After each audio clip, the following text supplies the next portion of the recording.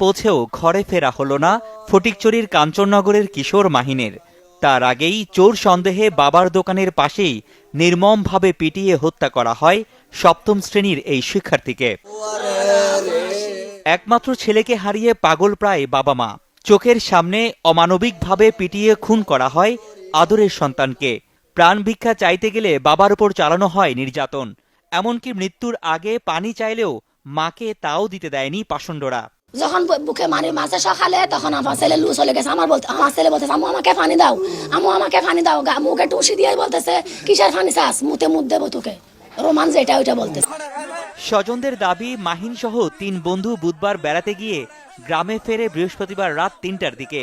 বাড়ির কাছাকাছি আসতেই চোর সন্দেহে তাদের ধাওয়া দিয়ে ধরে ফেলে স্থানীয় কয়েকজন যুবক।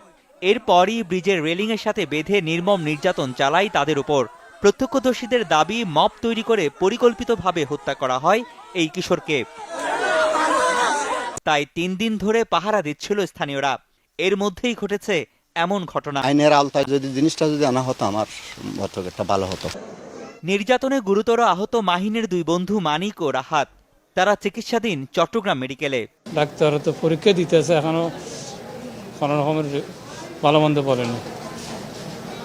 কিছু খাওয়াইতে পারতেছি না, কোনো খাওয়া দাওয়া নেই, কোনো কথা বলতে না, কথা বলতে পারতেছে না। ওই সেন্স হয়তো কিছু আসতেছে, হয়তো 5 মিনিট পরে আবার একটু করে চোখ এমনি জাগানো হচ্ছে, আবার সেন্স চলে যাচ্ছে। ঘটনাস্থল পরিদর্শনে গিয়ে জড়িত কাউকেই ছাড় না দেওয়ার কথা জানান পুলিশ সুপার।